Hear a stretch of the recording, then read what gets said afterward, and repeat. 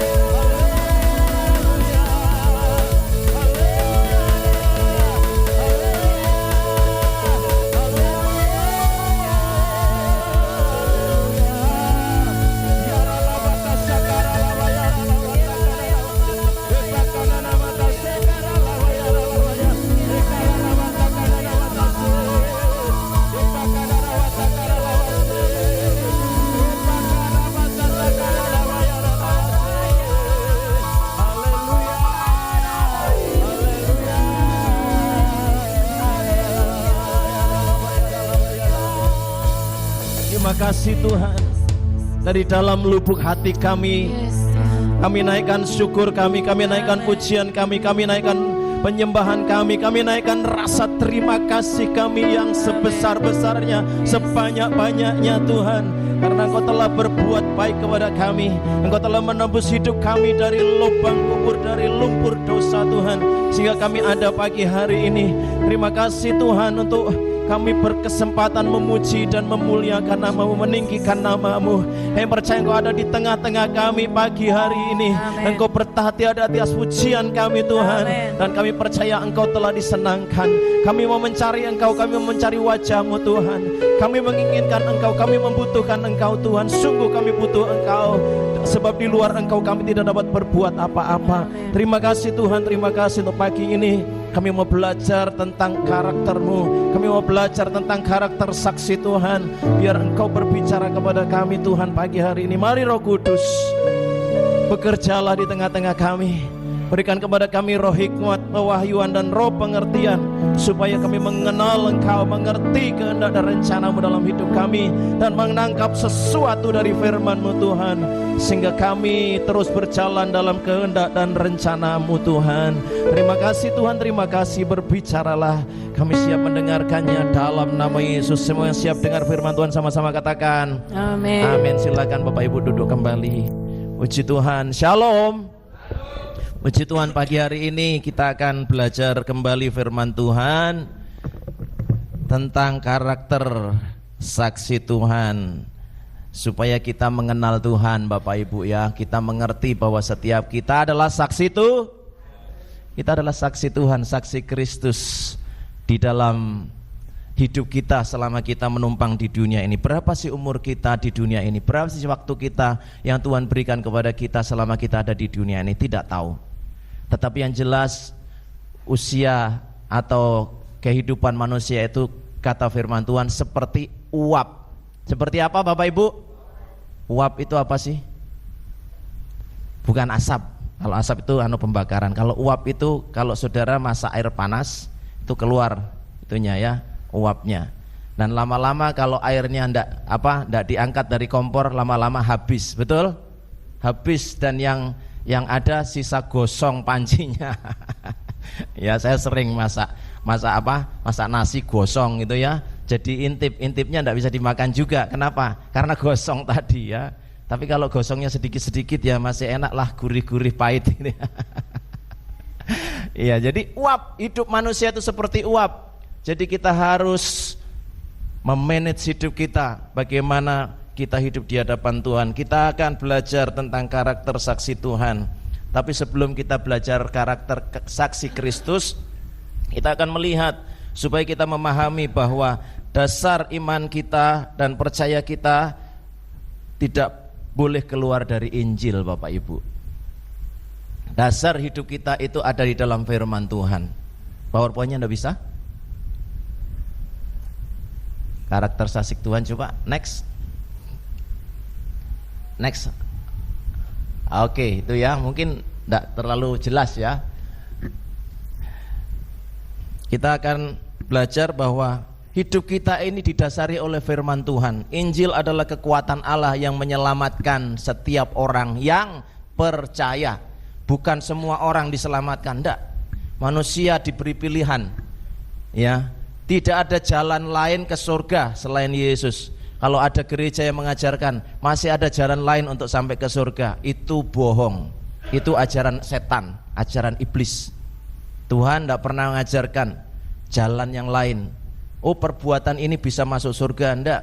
Kalau prinsip dunia mengatakan banyak jalan menuju Roma, ya, banyak jalan menuju Jakarta, bisa lewat jalur selatan, bisa lewat jalur utara, bisa lewat jalur air, bisa lewat jalur udara.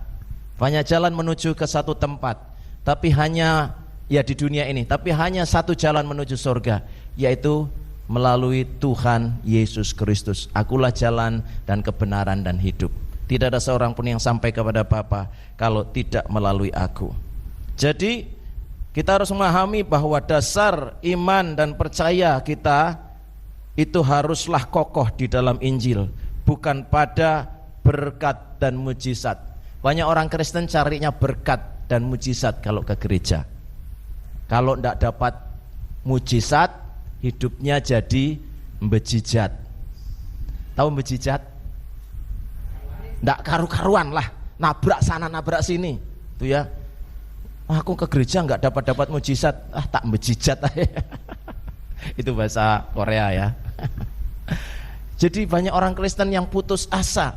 Doanya tidak dijawab-jawab. Wes aku nggak gereja-gerejonan, nggak usah Yesus-Yesusan. Ya orang Kristen tidak boleh gereja-gerejonan, memang harus gereja tenanan, tidak boleh Yesus-Yesusan, tapi Yesus tenanan. Amin. Nah, iman kita harus kita dasarkan pada Injil, bukan pada berkat. Injil adalah kekuatan Allah.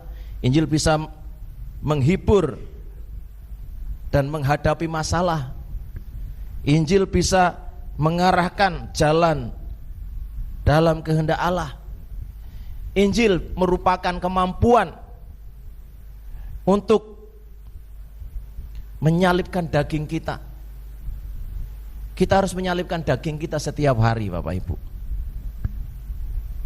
Barang siapa mengikut aku, ia harus menyangkal dirinya dan memikul salibnya dan mengikut aku.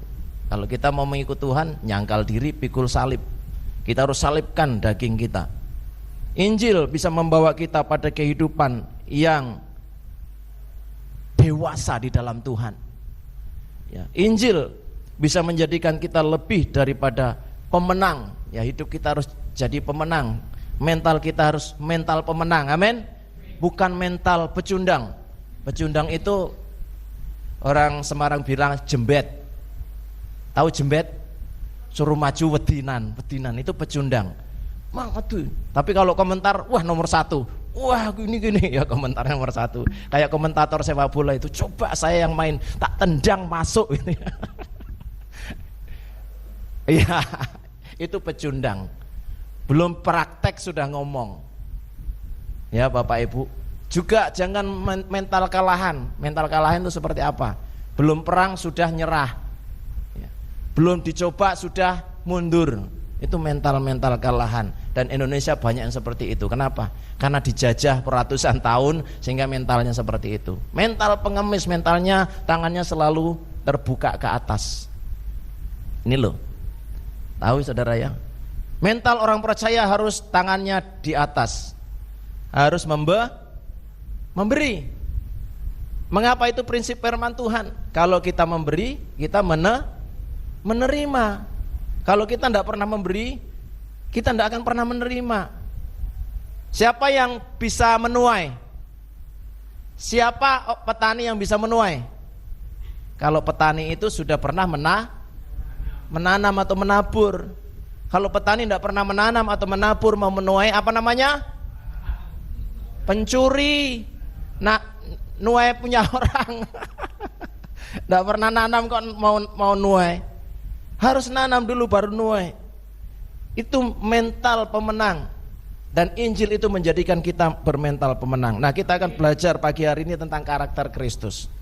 Karakter saksi Kristus, supaya kita menyadari bahwa hidup ini harus menjadi saksi Kristus yang menghadirkan kerajaan Allah di bumi. Ya, kita harus menghadirkan kerajaan sorga di bumi. Kita harus menghadirkan kerajaan Tuhan di bumi.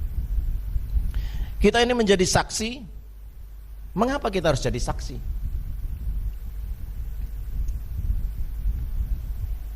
Ya, orang yang bersaksi yang pertama ini ada 5, tapi nanti kita akan bahas 3 saja Bapak Ibu ya. Orang yang menjadi saksi itu tidak suka menuntut. Kenapa? Ya saksi cuma saksi, dia saksikan, dia ngomong apa yang sebenarnya. Dia melihat, dia ngomong yang sebenarnya. Saudara tahu tentang saksi di pengadilan? Ya dia ngomong apa yang dia dengar, apa yang dia lihat, dia ngomong. Dan dia sudah disumpah, saksi itu sudah disumpah di pengadilan. Kalau dia salah ngomong dan di cross check, maka dia kena pasal. Dan dia ikut masuk bui, ya saksi. Lalu saksinya tidak benar ngomongnya, ikut masuk bui, masuk penjara. Kenapa? Nggak sesuai dengan fakta di lapangan. Ya tidak suka menuntut. Yang kedua tidak apa di sana? Tidak terlalu jelas ya. Tidak kekanak-kanaan. Ya, saksi itu bukan orang yang belum dewasa rohani. Saksi itu sudah dewasa, sudah bisa disumpah, sudah bisa memegang janji. Saksi itu tidak suka mencari kekurangan. Saksi yang ngomong apa sebenarnya, tidak dikurangi, tidak ditambahi, itu namanya saksi. Yang keempat, tidak suka mengeluh dan kecewa. Yang kelima, tidak mengandalkan logika dan perasaan. Jadi tidak mengandalkan logika dan perasaan. Kenapa? Saksi dia ngomong sesuai dengan yang dia lihat, sesuai dengan yang dia dengar. Itu namanya saksi. Nah, kita akan belajar tentang 3 hal aja ya. Tentang tidak suka menuntut, tidak kekanak-kanaan, dan tidak mencari kekurangan. Kita nyanyi satu lagu dulu supaya kita tahu bahwa kita ini saksi Tuhan. Hidup ini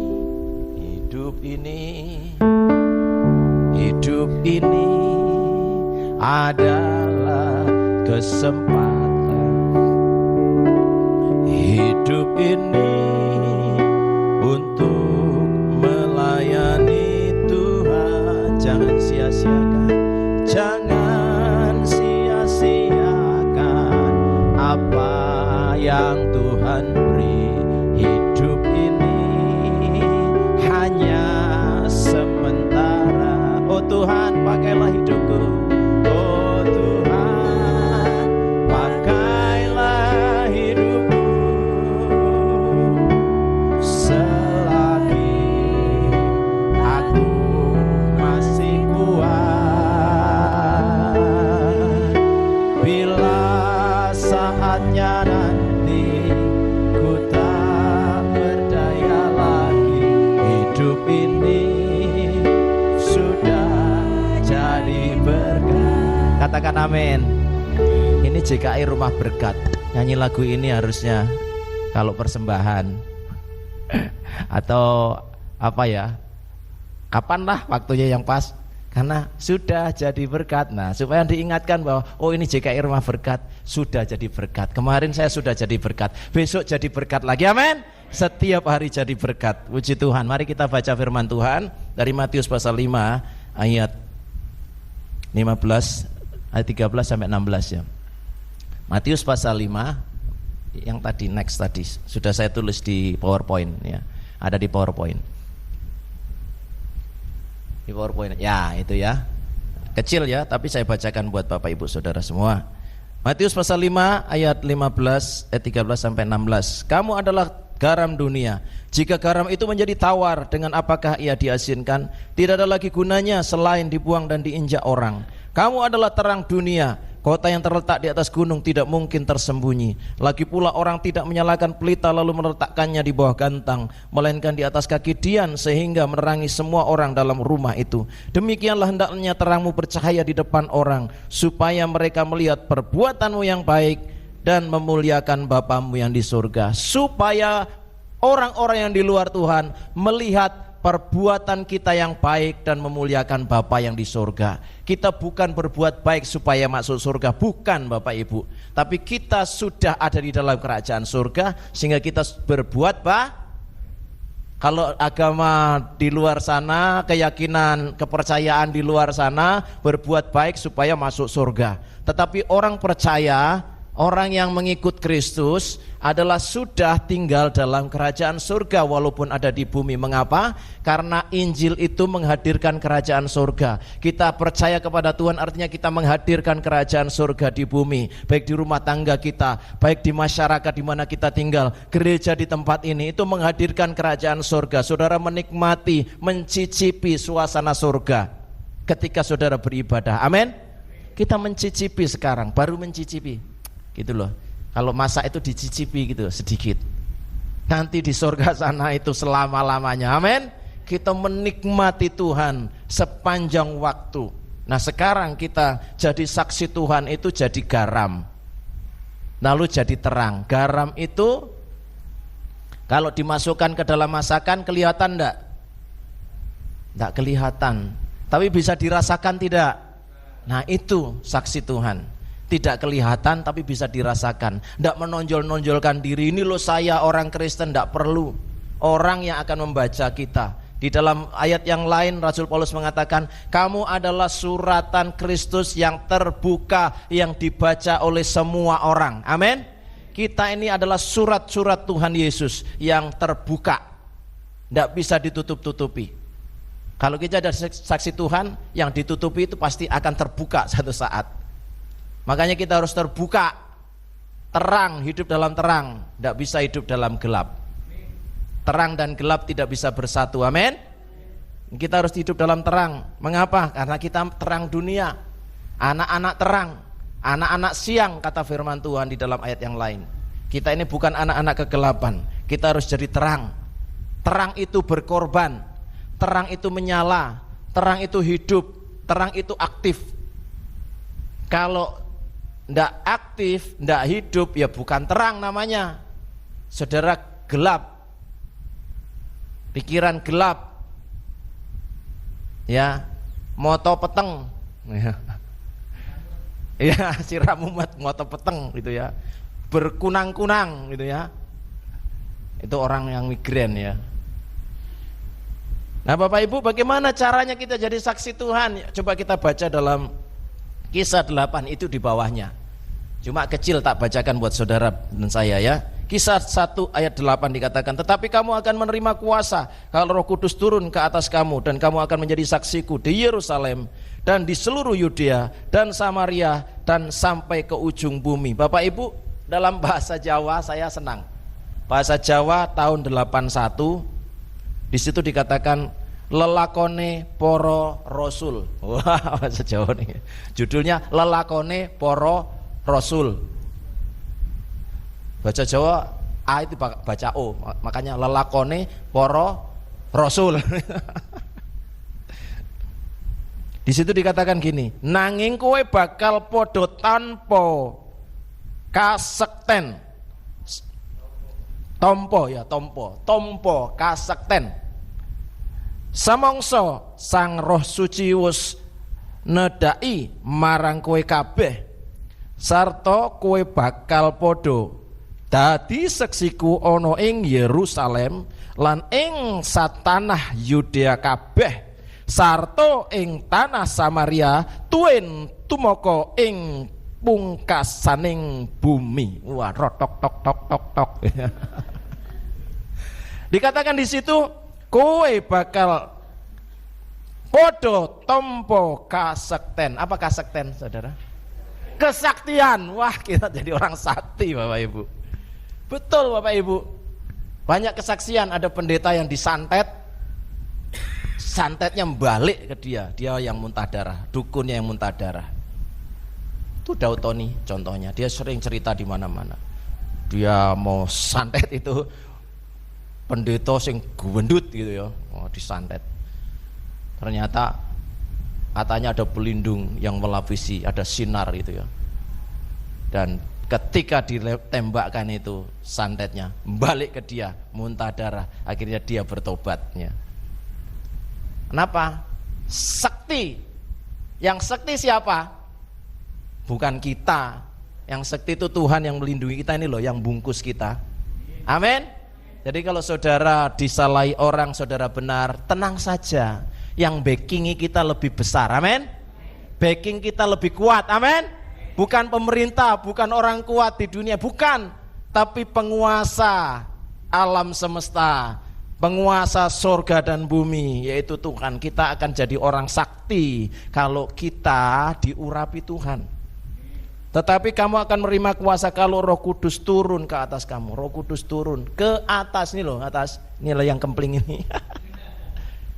Jadi Roh Kudus memang sudah ada di dalam kita, di dalam hati kita sudah. Tapi kalau saudara melayani, saudara mau melayani orang yang kerasukan setan, orang yang mau dilepaskan dari ikatan di sana, orang yang belum kenal Tuhan, saudara perlu pengurapan di atas kepala kita.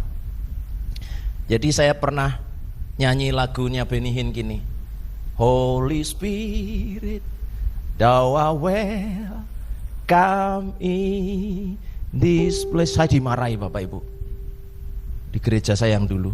Saya ditegur, jangan nyanyi itu. Memang Roh Kudus sudah ada di sini. Loh, piye toh? Ya Roh Kudus sudah ada di sini, cuma kita butuh pengurapan di atas kepala kita ini loh. Di atas hidup kita ini loh. Karena kalau kita tidak ada pengurapan di atas kepala kita untuk melayani, tidak bisa kita melakukannya dengan kekuatan kita. Roh Kudus memang sudah ada di hati kita, tapi itu untuk mengontrol kita, untuk menuntun kita, memimpin kita, supaya kita diarahkan, ini loh jalan yang benar, itu dalam hidup kita. Tapi untuk melayani orang yang kerasukan, orang yang punya ilmu tinggi, orang yang hidup dalam okultisme, perlu ini urapan di atas kepala kita. Makanya perlu saudara yang sudah bahasa roh setiap saat. Bahasa roh di motor, di dapur, di tempat pekerjaan, bahasa roh Bapak Ibu. Mengapa? Itu menguatkan iman kita. Iman kita jadi teguh, jadi kuat. Dan hanya iman yang teguh, yang kuat itu kita bisa mengalahkan iblis. Lawanlah dia dengan iman yang teguh. Dan setan hanya bisa dikalahkan dengan kesaksian dan darah Yesus. Ya, kesaksian hidup kita bahwa kita ini beriman teguh kepada Tuhan, bahwa kita ini punya andalan yaitu Tuhan, bahwa kita ini punya backingan yang kuat yaitu Tuhan. Amin. Dan kita bisa mengalahkan iblis itu. Jadi kalau saudara menerima Roh Kudus di atas, yang turun ke atas kita, maka kita akan menjadi orang yang sakti. Senang Bapak Ibu ya. Dulu saya tidak tahu artinya opo ini turun ke atas kamu, menerima kuasa. Padahal kasekten kuasa itu ya. Wah, luar biasa Bapak Ibu ya. Yuk kita next, berikutnya. Next. Ini 2 kali ya. Nah, sekarang kita belajar ya. Tadi 3 hal kita akan belajar. Tidak suka menuntut, tidak mencari kekurangan, dan tidak mengandalkan logika. Dan perasaan di situ terpotong ya Bapak Ibu. Logika dan perasaan. Next. Tidak suka menuntut. Mika 6 ayat 8 dikatakan di sana. Yuk sama-sama, karena ini jelas ya, bisa dibaca. Kita sama-sama baca mulai dari pasalnya ya, mulai dari kitabnya. 1, 2, 3. Mika, yuk sama-sama 1, 2, 3. Mika 6 ayat 8. Hai manusia, telah diberitahukan kepadamu apa yang baik, dan apakah yang dituntut Tuhan daripadamu selain berlaku adil, mencintai kesetiaan, dan hidup dengan rendah hati di hadapan Allahmu. Katakan amin. Jadi yang bisa menuntut itu siapa? Yang sukanya menuntut itu siapa? Harusnya Tuhan. Tapi manusia seringnya nuntut. Mana Tuhan janjimu? Mana Tuhan? Katanya kalau aku beribadah kamu memberkati aku. Nuntut Tuhan. Padahal Tuhan yang nuntut kita supaya ini loh, berlaku adil, mencintai kesetiaan, hidup dengan rendah hati di hadapan Tuhan, di hadapan Allah kita. 3 hal ini kalau kita lakukan, ya berkatnya turun atas kita. Berkat itu selalu bersyarat Bapak Ibu. Amin. Berkat Tuhan itu ada syaratnya. Ya tadi yang awal saya katakan, kalau ingin menuai, syaratnya harus menabur atau menanam. Jangan menuai kalau belum pernah menanam. Kalau ada orang, kok diberkati luar biasa, enggak tahu dulu prosesnya. Dia tabur di mana-mana, dia membantu orang di mana-mana. Saudara ada yang iri, kenapa kok saya enggak? Lah saudara pelit tak? Saudara enggak suka nolong orang lain. Wah, untukku, aku aja masih kurang. Saudaranya kasih Tuhan. Nanti kita akan lihat bagaimana ada orang yang gak punya apa-apa tapi dia mau berkorban. Gak punya apa-apa, tinggal itu tok yang dia miliki, tapi dia mau berkorban. Saudara tahu ceritanya siapa itu? Janda Sarfat. Bisa lagi, ada lagi? Janda dengan 2 peser uang. Loh, janda-janda semua ternyata. Janda yang suka berkorban, yang dipakai Tuhan. Dan dengan itu mereka dipelihara Tuhan luar biasa. Amin. Itu janji Tuhan buat kita. Jadi yang pertama, orang yang mau menjadi saksi Tuhan tidak suka nuntut. Tuhan, aku mau jadi saksimu kalau engkau memberkati aku. Tuhan, aku mau memberi kalau engkau sudah beri aku 10 juta. Saudara, kalau orang ngomong gitu pasti tidak akan memberi. Kayak orang gini, Tuhan, aku mau berhenti merokok besok. Itu dia ngomong. Lalu besoknya lagi ditanya, kapan kamu mau berhenti merokok? Besok. Besoknya lagi ditanya, kapan mau berhenti merokok? Besok. Ya enggak berhenti-berhenti merokok terus. Kalau mau berhenti merokok ya sekarang. Ya, saya sering melayani orang yang mau berhenti merokok. Pak, saya mau berhenti merokok. Sini, bawa rokokmu. Memang gitu. Bawa rokokmu sama korekmu, bawa sini. Lalu saya ajari dia, bawa, taruh rokok sama korekmu di bawah. Sekarang kamu injak-injak itu. Dengan menyebut dalam nama Yesus, aku berhenti merokok sekarang.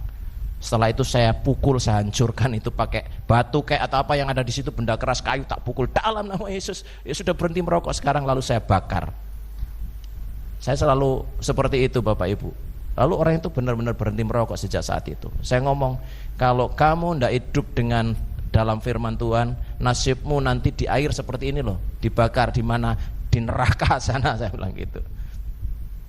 Minuman, narkoba juga. Saya melepaskan anak yang kena kecanduan narkoba. Dan anak itu sekarang jadi pengusaha sukses, punya mixwi di beberapa tempat, punya perusahaan. Saya tidak nuntut apa-apa. Saya hanya memberitakan firman Tuhan. Tapi saya diberkati luar biasa sekarang. Saya diberkati. Dan saya akan terus diberkati. Amin. Hidup kita harus punya iman seperti itu. Kalau kemarin kita sudah ditolong Tuhan, besok dan seterusnya pasti akan ditolong Tuhan. Jangan takut dengan kebutuhan kita. Tuhan tahu apa yang kita butuhkan, apa yang kita perlukan. Yang kedua, tidak suka mencari kekurangan. Dikatakan di dalam Yeremia 50 ayat 20 mengatakan, pada waktu itu dan pada masa itu, demikianlah firman Tuhan, orang akan mencari kesalahan Israel tetapi tidak didapatnya, dan dosa Yehuda tetapi tidak ada ditemukannya, sebab aku yang mengampuni orang-orang yang kubiarkan tinggal hidup. Lalu Daniel 6 ayat 4 dikatakan, kemudian para pejabat tinggi dan wakil raja itu mencari alasan dakwaan terhadap Daniel dalam hal pemerintahan, tetapi mereka tidak mendapat alasan apapun atau sesuatu kesalahan, sebab ia setia dan tidak ada didapati kelalaian atau sesuatu kesalahan padanya. Bapak Ibu, lalu kemudian 1 Korintus 13 ayat 5 dikatakan, ia tidak melakukan yang tidak sopan dan tidak mencari keuntungan diri sendiri, ia tidak pemarah dan tidak menyimpan kesalahan orang lain. Bapak Ibu, ini karakter saksi Tuhan yang kedua. Tidak suka mencari kekurangan orang lain, tidak suka mencari kekurangan diri sendiri termasuk saudara. Saudara kalau diajak, saudara berdoa, aku ra iso berdoa. Mari saudara berdoa, aku ra iso berdoa. Ayo saudara nyanyi, aku ra iso nyanyi, suaraku kayak kaleng pecah, kayak ember bocor. Saudara, Tuhan tidak mencari suara yang merdu. Amin. Kalau gereja mencari suara yang merdu, waras yang cantik, ganteng, untuk dipajang di depan supaya yang nonton itu senang gitu ya. Tapi yang Tuhan cari adalah suara hati. Ya, hati yang mau mengasihi, hati yang mau melayani, hati yang mau bersungguh-sungguh, hati yang lembut, yang rela dibentuk. Bapak Ibu, nanti hari Kamis saya akan kasih pelajaran lagi tentang pujian penyembahan, ya Bapak Ibu, sedikit ya. Saudara yang melayani, yuk datang. Tadi saya diingatkan Tuhan, kasih bekali mereka. Ya, nanti saya praktekkan, lalu saudara ngikuti gitu ya.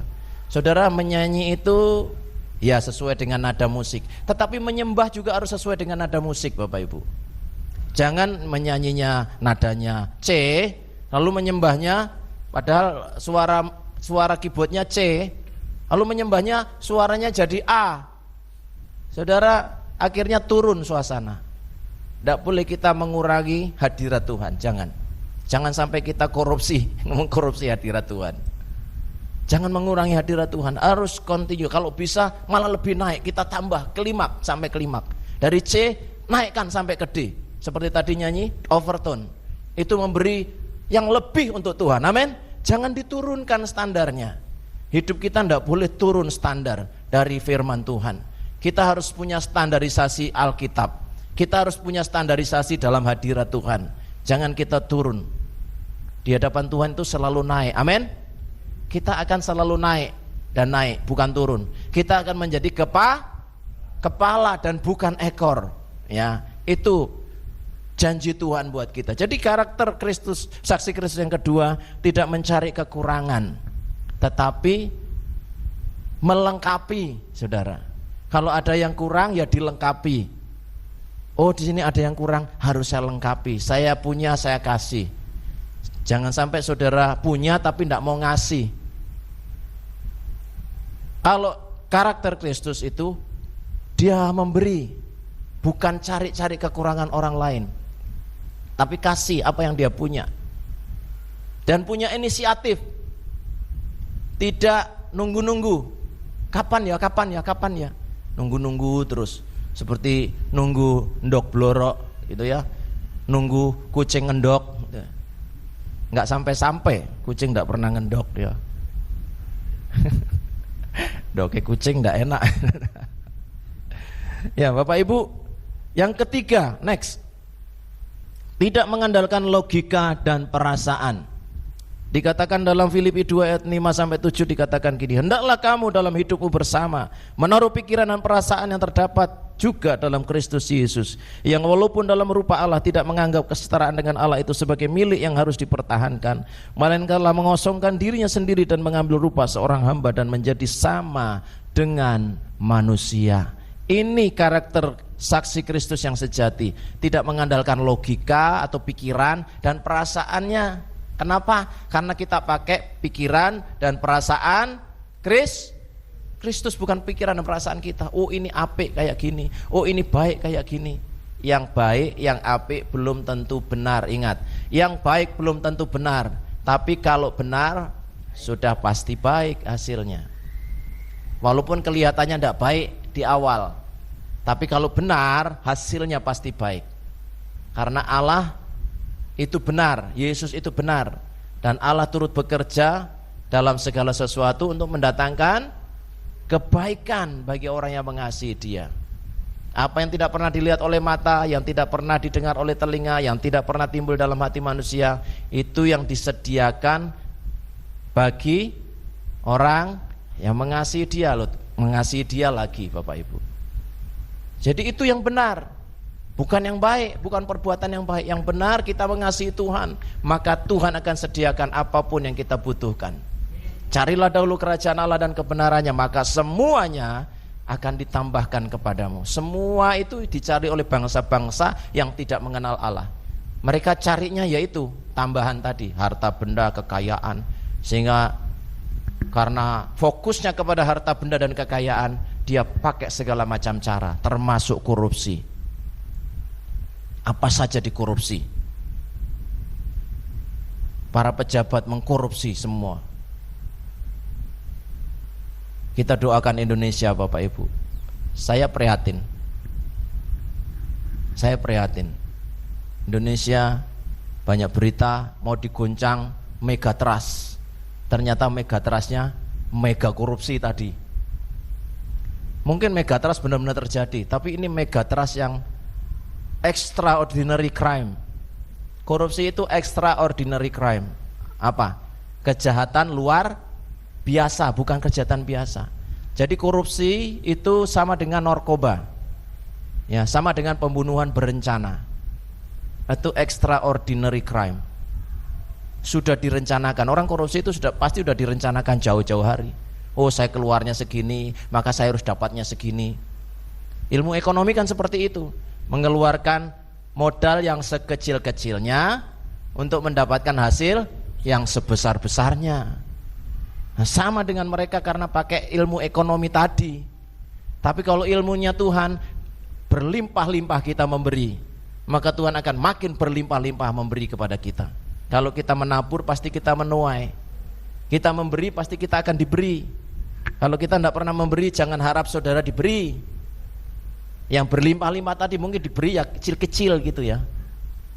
Tapi kalau saudara mau berlimpah-limpah, saudara di dalam Tuhan, beri dengan berlimpah-limpah. Saya sedang menunggu berkat Tuhan, seperti saya sering ngomong, saya sedang menunggu berkat Tuhan. Dan berkat itu baru diantar Bapak Ibu, baru diantar kepada kami. Nanti kalau sudah datang, saudara akan terkagum-kagum. Sama juga dengan rumah berkat. Saudara nantikan berkat Tuhan. Saya selalu berdoa untuk rumah berkat ini. Radius 10 km dari rumah berkat ini ada magnet hadirat Tuhan yang menarik semua orang datang memuji menyembah Tuhan. Lalu kemarin saya nyeletuk ngomong, di sini ada pendeta-pendeta, 40 pendeta. Wah, rumah berkat ada 40 pendeta. Terus jemaatnya berapa? Pak Lukas ngomong 40.000. Amin gitu ya. Nggak ada yang mustahil buat Tuhan, amin. Kota Semarang, Demak ini berapa penduduknya? Yang belum ibadah pasti jutaan. Jangankan cuma 40.000, 1 juta bisa Tuhan kasih. Asal kita siap dulu Bapak Ibu. Kalau saudara dan saya tidak siap, nanti bentrok di dalam, pecah belah. Makanya kita harus siap dulu. Kalau ada orang yang dipakai Tuhan, ya lebih menonjol gitu ya, maksudnya lebih seperti Daud, jangan dimusuhi oleh Saul. Daud mau tampil dimusuhi sama Saul, mau ditombaklah Daud, mau dibunuhlah Daudnya, gitu ya, dimusuhi. Gereja Rumah Berkat tidak boleh ada permusuhan, amin. Tidak boleh ada perkelahian, tidak boleh ada pertengkaran. Kita harus bersatu, amin. Kalau Tuhan mau pakai seseorang, ya kita dukung, Tuhan pakai dia sesuai dengan kehendak dan rencanamu. Sebab kalau orang itu tidak sesuai dengan kehendak dan rencana Tuhan, Tuhan sendiri akan turunkan dia. Tuhan akan ambil dia, ambil kamu. Tidak perlu kita menghakimi orang lain. Tapi kalau kita koreksi, kasih sesuatu yang sesuai dengan firman Tuhan, tidak apa-apa. Asal tidak dengki kepada orang itu. Siapa yang berbuat dengki kepada Yesus? Orang yang tahu firman Tuhan. Siapa itu? Ahli-ahli Taurat, orang-orang Farisi, imam-imam kepala, dengki sama Yesus. Padahal mereka tahu firman Tuhan. Mari kita baca Markus 12, next 41 sampai 44. Di sana dikatakan gini, pada suatu kali Yesus duduk menghadapi peti persembahan dan memperhatikan bagaimana orang banyak memasukkan uang ke dalam peti itu. Banyak orang kaya memberi jumlah yang besar. Lalu datanglah seorang janda yang miskin yang memasukkan 2 peser, yaitu 1 duit. Maka dipanggilnya murid-muridnya dan berkata kepada mereka, aku berkata kepadamu, sesungguhnya janda miskin ini memberi lebih banyak daripada semua orang yang memasukkan uang ke dalam peti persembahan. Sebab mereka semua memberi dari kelimpahannya, tetapi janda ini memberi dari kekurangannya, semua yang ada padanya, yaitu seluruh nafkahnya. Lihat, seluruh nafkahnya, hasil dia kerja, 2 peser uang atau 1 duit tadi dikasih ke dalam peti persembahan di rumah Tuhan, di bait suci pada waktu itu. Dan itu yang dihargai oleh Tuhan. Apakah janda itu akhirnya kekurangan? Tidak, saudara. Mungkin dia hari itu dia puasa, tapi besoknya diberkati luar biasa, amin. Hari itu mungkin dia tidak makan, dia puasa, benar, karena cuma itu uangnya, tidak ada lagi, gitu loh maksudnya. Itu sama dengan janda di Sarfat yang disuruh sama Elia, kasih aku roti bundar kecil saja dulu, gitu ya. Padahal dia cuma punya tepung sedikit dan sedikit minyak dalam buli-buli.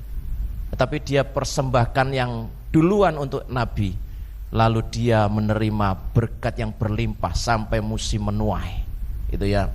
Tidak habis-habis tepung dan minyak dipelihara oleh Tuhan. Sama janda ini.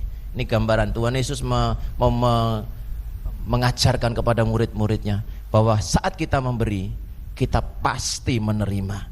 1 Yohanes 3:14 dan 18. Dikatakan di sana, kita tahu bahwa kita sudah berpindah dari dalam maut ke dalam hidup, yaitu karena kita mengasihi saudara kita.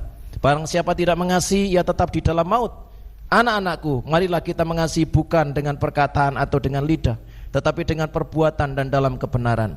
Ya, bisa dilakukan itu hanya dengan cara Kristus. Kita mengasihi sesama itu bisa kita lakukan dengan caranya Kristus. Caranya Kristus apa? Kita pakai kacamatanya Tuhan, jangan pakai kacamata kita ini loh. Ya, kalau pakai kacamata kita, itu orang itu nyakiti saya, masa saya mau kasih dia Tuhan? Nah, Tuhan ngomong apa? Kasih dia. Makin saudara dibenci, makin diberkati. Itu prinsipnya Pak Lukas. Jadi prinsip kita semua. Kalau kita sudah hidup benar, saudara dibenci, saudara diberkati. Karena roh kemuliaan itu ada pada kita, kata firman Tuhan. Kalau kita menderita bersama dengan Kristus, kita akan dimuliakan bersama dengan Kristus. Tapi kalau kita menderita karena kita berbuat dosa, ya salahmu dewek. Saudara menderita karena berbuat kesalahan, ya kesalahanmu sendiri, saudara harus tebus, saudara harus perbaiki kesalahan itu. Ada penderitaan karena kesalahan kita, ada. Tapi kalau kita nurut Tuhan, penderitaan itu membuat iman kita jadi kuat, iman kita jadi bertumbuh. Tapi jangan nunggu penderitaan datang supaya iman kita jadi tumbuh, supaya kita connect sama Tuhan. Iman kita jadi tumbuh dengan mendengarkan firman Tuhan. Iman itu timbul dari pendengaran, dan pendengaran oleh firman Kristus, oleh firman yang diurapi. Kristus itu kan diurapi artinya Bapak Ibu. Jadi kalau saudara baca firman Tuhan, saudara diurapi, itu yang menghidupkan kita. Aku nggak ngerti isinya apa, artinya apa. Nggak perlu saudara ngerti pakai logika kita. Kalau kita baca Alkitab itu jadi makanan rohani makanan roh kita, bukan makanan pikiran kita, bukan Bapak Ibu. Jadi kalau saudara baca Alkitab nggak ngerti, wes biarno, baca terus firman Tuhan, amin. Kita makan terus sebanyak-banyaknya firman Tuhan, supaya roh kita jadi gemuk. Kalau roh kita kuat, itu yang menjadi bos dalam hidup kita, menjadi pemimpin dalam hidup kita. Roh itu yang harus jadi leader dalam hidup kita, supaya kita jadi saksi Kristus yang efektif. Sebab kita hidup bukan berdasarkan pikiran dan perasaan kita sendiri, tapi berdasarkan pikiran dan perasaannya Tuhan. Apa menjadi pikiran Tuhan? Apa yang menjadi perasaannya Tuhan, Bapak Ibu? Pikiran Tuhan supaya jadikanlah semua bangsa muridku, dan baptislah mereka dalam nama Bapa dan Anak dan Roh Kudus. Sebenarnya gereja harus menjalankan ini Bapak Ibu, amanat agung. Pergilah, jadikanlah semua bangsa muridku. Setelah jadi murid lalu dibaptis. Tapi gereja kan terbalik, baptis dulu, menangkan baptis dulu, ya menangkan ajar dulu, ya diajar dulu baru dibaptis. Ayo firman Tuhan, pergi, jadikan semua bangsa muridku, baptis, lalu diajar. Jadi dijadikan murid Tuhan, kamu muridnya Tuhan, ikutlah kamu menjadi penjala manusia, gitu ya.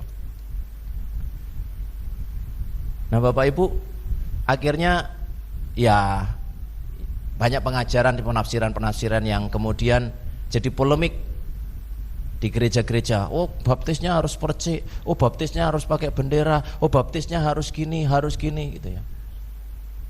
Baptisnya sesuai dengan Alkitab sajalah. Alkitab ngomong apa, ya seperti itu. Yesus melakukan apa, ya seperti itu. Itu melakukan pikiran Kristus dan perasaannya Kristus. Perasaannya Kristus apa ketika dia ada di bumi? Apa perasaan Kristus ketika ada di bumi? Lihat orang lapar, dikasih Gereja Tuhan kan enggak sekarang. Lihat orang lapar, dilewati. Oh bukan jemaatku kok, gitu ya. Ya aku nggak usah ngelayani. Bukan jemaatku, ya kita nggak perlu kayak gitu. Ada gereja lain yang ndak ibadah, ndak pernah makan firman Tuhan, kita datangi, kita berkati. Ndak usah diajak masuk rumah berkat. Kalau dia tergerak sendiri ya puji Tuhan. Tapi seperti yang Pak Sony Saluhu ngomong, harus izin dulu sama gembalanya sana.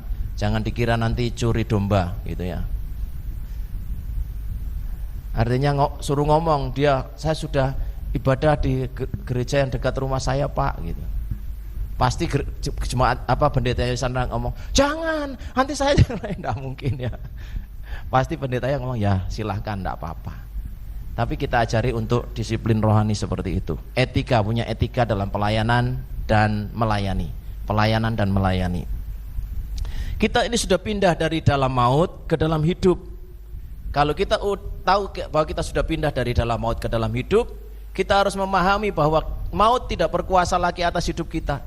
Kita ini sudah dipindah dari jalan menuju neraka kepada jalan menuju kekekalan kerajaan surga. Dan kita ini sudah, katanya di situ, sudah pindah dalam kerajaan surga. Dari kerajaan neraka udah pindah dalam kerajaan surga. Artinya kita hidup dalam kerajaan surga sekarang. Ketika saudara dan saya bersekutu dengan Tuhan, ketika saudara baca Alkitab memuji Tuhan, kita ada di dalam kerajaan surga. Kita menghadirkan kerajaan surga. Kapan kita menghadirkan kerajaan surga? Kapan Bapak Ibu? Tuhan itu akan melakukan apa yang kita omongkan. Apa yang kita katakan itu Tuhan akan melakukan. Ada ayatnya Bapak Ibu. Pernah baca ayatnya Bapak Ibu? Pernah ya? Kok diam semua? Pernah ya? Mau baca lagi Bapak Ibu? Mau? Mau? Yuk kita baca lagi. Ayatnya ada di Perjanjian Lama. Saya carikan dulu ya Bapak Ibu. Saya diingatkan, baru diingatkan.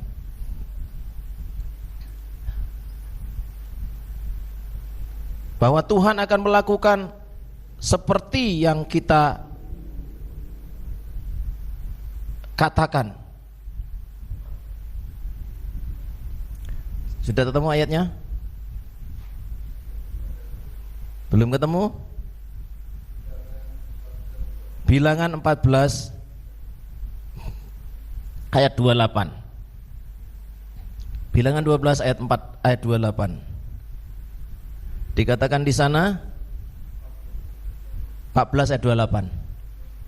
Bilangan 14 ayat 28. Yuk sama-sama kita katakan 1, 2, 3.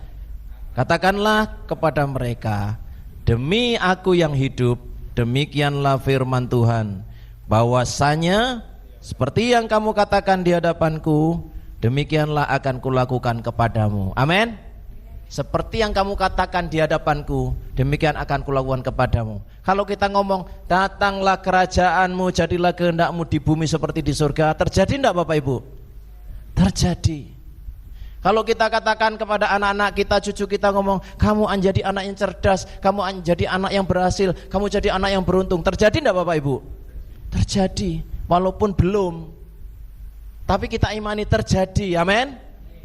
Oh, hidupku, keluargaku, rumah tanggaku akan diberkati. Apa yang kita katakan Tuhan, dikatakan di sini, akan kulakukan. Jadi kita ngomong dulu. Pak Abraham ngomong sama Nael, kamu jadi anak yang cerdas, kamu jadi anak yang takut akan Tuhan, diberkati setiap hari. Maka benar-benar akan terjadi. Kamu jadi anak, mungkin keinginanmu apa? Pengusaha yang sukses. Ngomong. Loh, piye caranya jadi pengusaha sukses nggak punya apa-apa? Ya memang kenyataannya seperti itu. Tapi kita tidak hidup dari kita tidak hidup dari kenyataan, amin. Kita hidup dari percaya, amin. Kita hidup karena percaya, bukan karena melihat, bukan karena kenyataan. Jadi apa yang kita katakan akan terjadi. Jangan ngomong yang negatif tentang anak kita, cucu kita. Walaupun kelihatannya sekarang anak ini kok aktif banget, opo-opo diberantakin gitu ya. Jangan ngomong hidupmu nanti berantakan. Oh benar, nanti hidupnya berantakan. Ya diajari bagaimana caranya. Dia sudah main, terus diajari taruh di sini kalau selesai main ya gitu. Jadi kita harus melawan dengan roh yang berlawanan. Kalau ada orang yang menyakiti, kita lawan dengan mengampuni, itu roh yang berlawanan. Kalau ada orang yang membenci, kita lawan dengan kasih. Kalau ada orang yang serik sama kita, sengit sama kita lawan dengan pemberian. Ya, waktu dia ulang tahun, wah dia sudah benci saya Tuhan, gak apa-apa, kasih. Berilah kepada musuhmu, berkatilah musuhmu. Sebab dengan berbuat baik kita menumpukan bara api di atas kepalanya. Kepanasan dia, waduh aku kok panas ini. Lalu dia cari kita minta berkat untuk kita, dari kita, minta didoakan. Nah, banyak orang seperti itu, dipulihkan hubungannya karena perbuatan kasih. Jadi karakter saksi Kristus adalah bahwa kita punya keyakinan kita udah pindah dari dalam maut ke dalam hidup, dan kita jadi saksi Tuhan buat orang lain. Itu caranya. Dan yang terakhir kita baca firman Tuhan dari 1 Korintus 15 ayat 58. Kita baca sama-sama ayat yang terakhir ini. 1, 2, 3. 1 Korintus 15 ayat 58. Karena itu saudara-saudaraku yang kekasih, berdirilah teguh, jangan goyah, dan giatlah selalu dalam pekerjaan Tuhan, sebab kamu tahu bahwa dalam persekutuan dengan Tuhan jerih payahmu tidak sia-sia. Amin. Jerih payah kita tidak sia-sia. Jangan cuma ayat terakhirnya yang kita senang, wah tidak sia-sia ternyata jerih payah kita. Tapi yang pertama yang harus kita lakukan adalah berdiri teguh, lalu jangan goyah, giat selalu dalam pekerjaan Tuhan. Ada 3 hal yang harus kita lakukan. Jangan kita cuma mau yang enggak sia-sia ternyata, tapi kita enggak pernah berdiri teguh, enggak mau tetap hidupnya, tapi goyah-goyah, kadang sana, kadang sini. Kalau sana ada sembako, lari ke sana. Kalau sini ada sembako, lari sini. Jadi ada lagu mengatakan lari sana, lari sini, gitu ya. Apa lagi? Lagunya siapa itu? NB siapa itu? NB Gunawan. Jadi kecapean sendiri, akhirnya lelah secara rohani, putus asa, lalu berhenti, tidak ikut Tuhan. Wah, sampai sana pikirnya ada sembako, tidak dapat. Oh, ada informasi lagi, sini ada sembako. Ternyata dikasih di sini yang setia saja. Akhirnya di sini tidak dikasih sembako, mutung akhirnya. Mutung, tidak mau ibadah. Ternyata aku tidak dikasih sembako. Kenapa? Karena beribadah tujuannya sembako. Kalau saudara dan saya ibadah tujuannya berkat, saudara keliru datang ke gereja. Datang ke gereja tujuannya untuk memuliakan Tuhan, untuk memberi pujian untuk Tuhan. Amin. Ingat sekali lagi, ketika kita memberi maka kita akan menerima. Amin. Itu prinsip firman Tuhan. Matematikanya Tuhan itu beda jauh dengan matematikanya manusia. Kalau matematikanya Tuhan, 1 tambah 1 sama dengan berapa? 1. Loh kok iso? Orang menikah, laki-laki dan perempuan, ya. Laki-laki tambah perempuan sama dengan 1 pasangan. 1 pasangan tuh di hadapan Tuhan.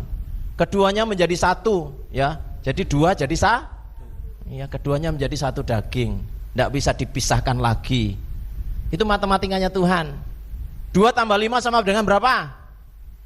Itu matematikanya Tuhan, tebak-tebakan ini. Berapa? Sama dengan berapa?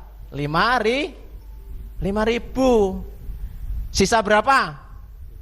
12 bakul. Itu matematikanya Tuhan, Bapak Ibu. Jadi tidak terbatas di hadapan Tuhan. Amin. Mari kita jadi saksi Tuhan. Lagu yang ini bisa dinyanyikan Bapak Ibu?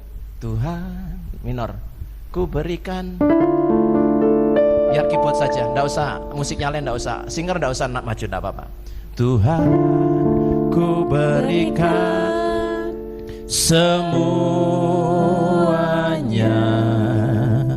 tubuh jiwa rohku relakan semuanya. Ku ingin menyenangkanmu selalu, dan selalu ku jawab panggilanmu. Tuhan, ku berikan semuanya. Tuhan, ku berikan semuanya, tubuh jiwa rohku relakan semuanya. Ku ingin menyenangkanmu selalu, dan selalu ku jawab panggilanmu. Ajari aku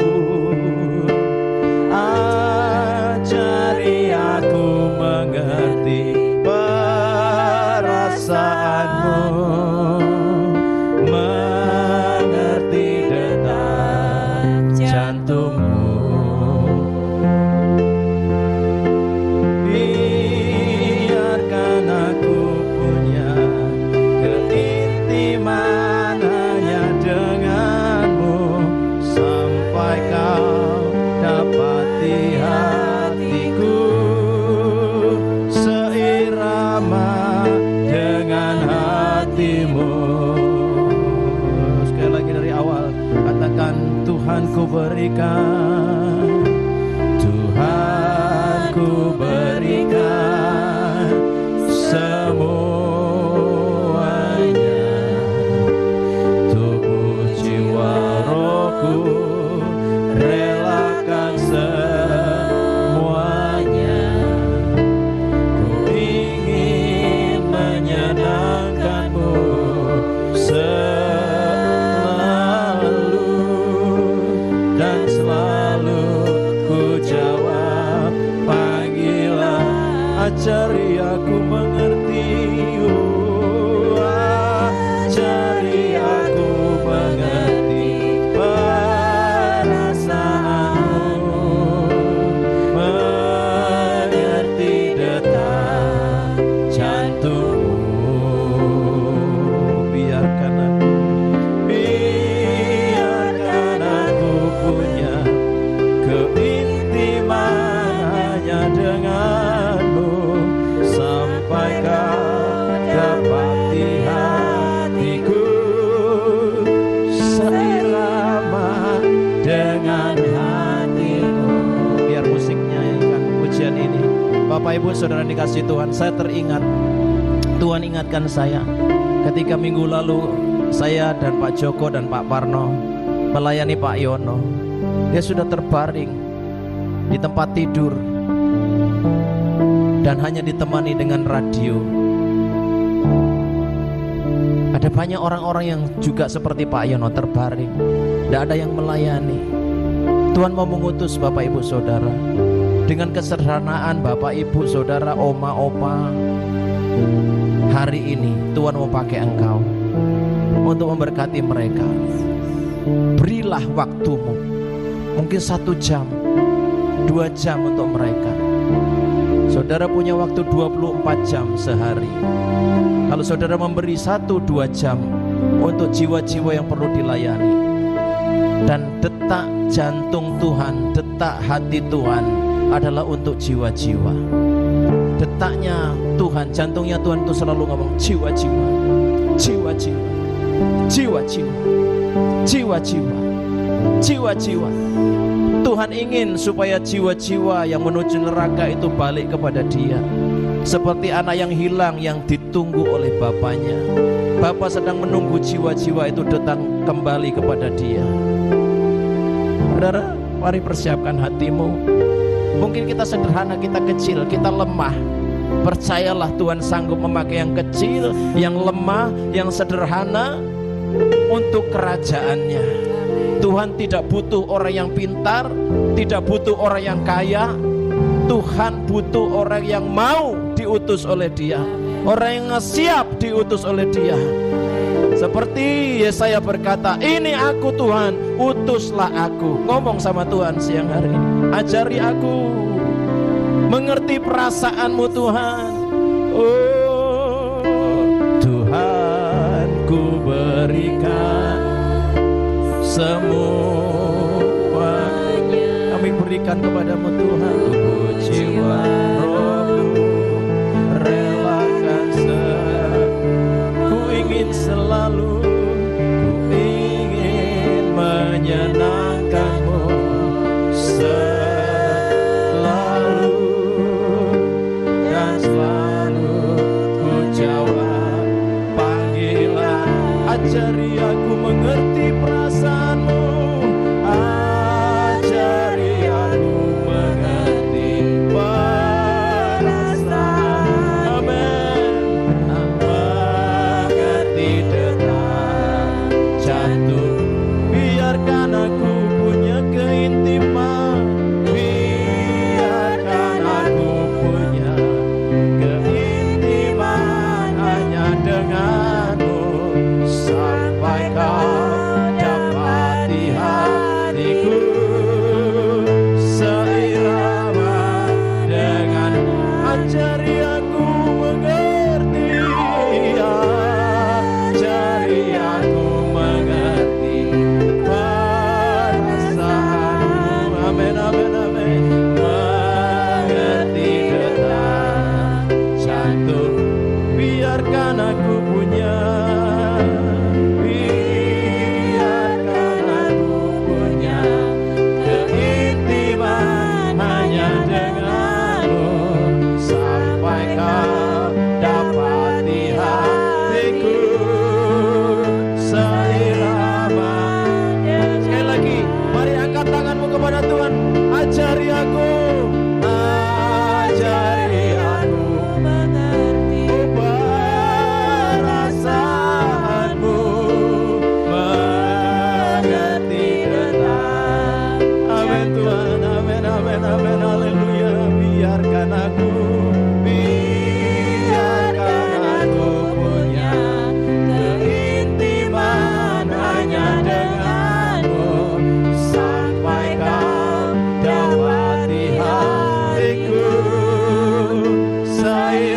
irama dengan sampai kau dapati hatiku, sampai kau dapati hatiku, seirama. Sekali lagi, sampai kau dapati hatiku, sampai kau dapati hatiku, seirama dengan hatimu.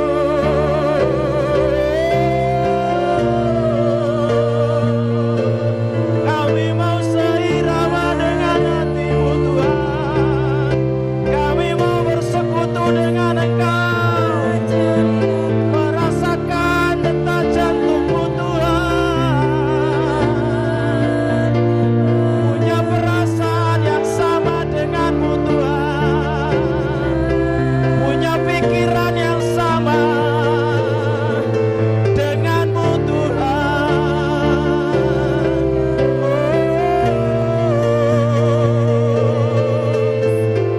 Haleluya, oh haleluya. Kami mau berpikir seperti pikiran-Mu Tuhan, kami mau pakai perasaan-Mu Tuhan, kami mau terus dengar detak jantung-Mu, detak jantung-Mu Tuhan, yaitu jiwa-jiwa yang rindu Kau selamatkan. Kau sedang menunggu setiap orang yang bertobat kepadamu, seperti anak yang hilang kembali kepada bapaknya.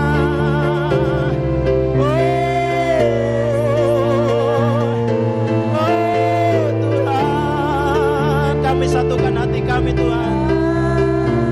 Di dalam alam spirit, kami panggil setiap jiwa-jiwa yang ada di radius 10 km dari rumah berkat. Engkau setiap jiwa, besar kecil, tua muda, kaya miskin, engkau yang tidak punya kedudukan atau punya status sosial, kami katakan engkau datang kepada Tuhan, kembali kepada Tuhan. Kenallah Tuhan dalam nama Yesus. Percayalah kepada Tuhan Yesus Kristus, dan engkau akan selamat, engkau dan seisi rumahmu. Percayalah kepada Tuhan dengan segenap hatimu, dan jangan bersandar kepada pengertianmu sendiri. Akuilah Dia dalam segala lakumu, maka Ia akan meluruskan jalanmu. Percayalah kepada Tuhan dan lakukanlah yang baik. Diamlah di negara Indonesia, di Pucangga dan sekitarnya, di kota Semarang dengan setia, maka Ia Tuhan akan memunculkan kebenaran-Mu seperti siang dan hak-Mu seperti malam. Dalam nama Yesus, dalam nama Yesus. Terima kasih Tuhan. Hamba mau memberkati jemaat-Mu siang hari ini Tuhan, dengan berkat yang dari Tuhan, dengan berkat jiwa-jiwa, dengan berkat belas kasihan yang berlimpah-limpah dalam hati setiap umat-Mu Tuhan, dalam hati setiap kami Tuhan. Kami lepaskan berkat belas kasihan Tuhan untuk kami menjangkau jiwa-jiwa yang terhilang. Dengan kesederhanaan kami, dengan doa kami yang singkat, dengan kehadiran kami mengajak mereka, dan kuasa dalam perkataan kami. Ketika kami ajak seseorang, maka orang itu akan tergerak untuk datang kepada Tuhan melalui ajakan kami. Sebab Tuhan akan melakukan apa yang kami katakan. Kami mau jadi saksi-Mu Tuhan. Terima kasih Tuhan, terima kasih. Terima kasih, terima kasih. Terima kasih. Saudara yang sakit, angkat tanganmu kepada Tuhan. Yang sakit, angkat tanganmu kepada Tuhan. Yang sakit, angkat tangan kananmu, dan tangan kirimu letakkan di bagian yang sakit. Saya minta Pak Joko datangi mereka. Datangi, tumpangi tangan mereka. Beberapa teman kita sakit. Pak Yo ada di situ. Haleluya. Bagian yang sakit ditumpangi tangan kiri, angkat tangan kananmu kepada Tuhan. Kurala patah syakar. Mari berdoa bersama-sama. Satukan hatimu, satukan iman. Rapatasaka, kami doakan jemaatmu siang hari ini. Kami terima kesembuhan itu. Kami terima kesembuhan itu. Kami ambil kesembuhan. Kami ambil kesehatan dari surga dalam nama Yesus. Karena Kau sudah sediakan bagi kami apa yang kami butuhkan, apa yang kami perlukan. Kami terima kesembuhan itu dalam nama Yesus. Darah Yesus berkuasa. Darah Yesus berkuasa. Bilur Yesus menyembuhkan. Bilur Yesus menyembuhkan. Darah Yesus hancurkan penyakit, virus penyakit. Segala sakit disembuhkan. Darah Yesus membuka pintu-pintu berkat Tuhan. Darah Yesus memenangkan pertandingan iman kami. Dalam nama Yesus, Engkau sudah sembuhkan umat-Mu yang sakit siang hari ini. Kesembuhan terjadi, kesembuhan terjadi, kesehatan terjadi, kesehatan terjadi. Umat-Mu sehat, umat-Mu sembuh, umat-Mu kuat dalam nama Yesus. Terjadilah, terjadilah. Kami katakan apa yang menjadi kebutuhan umat-Mu. Dan saat kami memperkatakan apa yang kami butuhkan, Engkau melakukannya bagi kami. Dalam nama Yesus,